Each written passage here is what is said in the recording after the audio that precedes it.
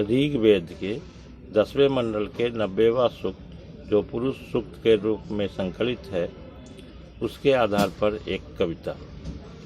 शीश थे जिनके अनगिनत, नयन थे जिनके असंख्य, पैरों की गिनती कैसे हो जिनके पैर हो अनंत।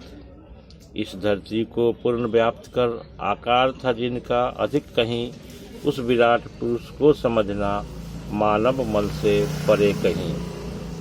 जो निर्माण हुआ है पूर्व में या भविष्य काल में होगा निर्माण, उसमें तत्व उन्हीं का समाया, अमरत्व का स्वामी है वह महान।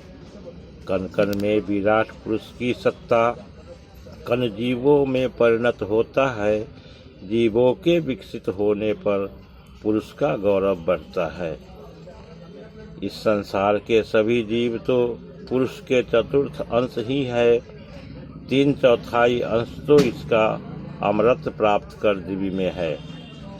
सिर्फ 1/4 अंश पुरुष का सृष्टि और प्रलय से प्रभावित है, सजीव निर्जीव सभी पुरुष से आच्छादित चहु ओर से है। सृष्टि निर्माण के क्रम में विराट पुरुष से हुआ उत्पन्न सर्वप्रथम अद्भुत ब्रह्मांड।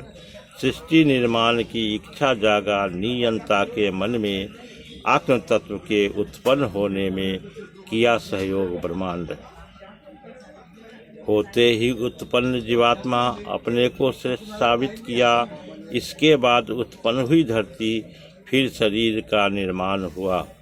देवताओं ने संपादित किया एक मानसिक यज्ञ, हवि रूप में न्यौछावर किया अपना श्रेष्ठ सर्वस्व।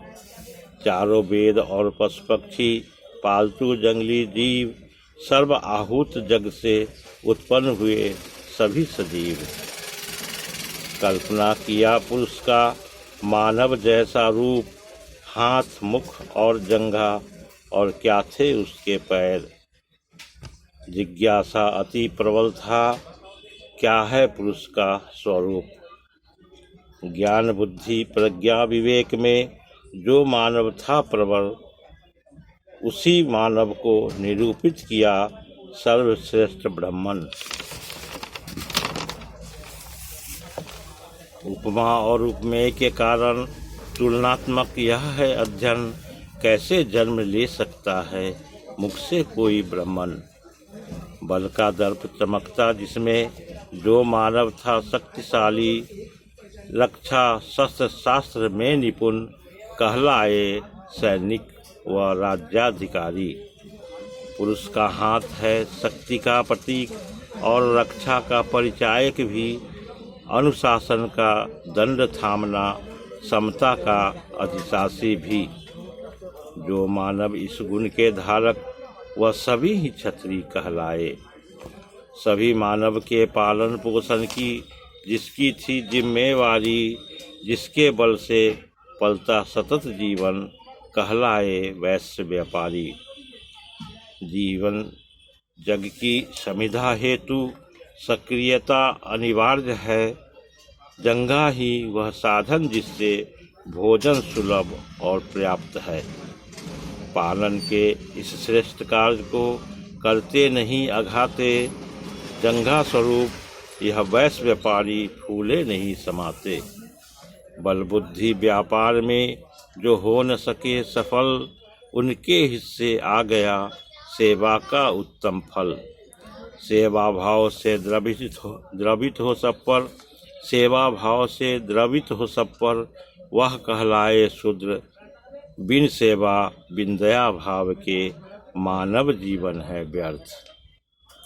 जन्म हुआ जिस शूद्र का ईश्वर के चरण कमल से, कैसे अछूत हो सकता है मानव किसी मानव से।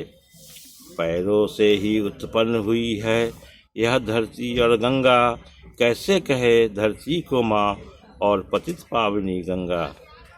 हर काल में दुष्ट प्रकृति के लोग सदा रहे हैं, दूसरे को दीनहीन दलित और अपने को श्रेष्ठ कहे हैं।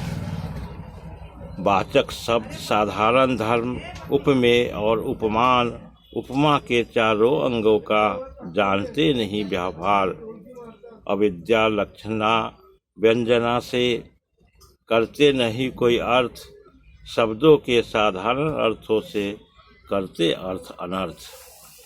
हमें स्वयं विचारना ही होगा सत्य असत्य का भेद, हम सभी ईश्वर के पुत्र हैं, नहीं किसी में भेद। धन्यवाद।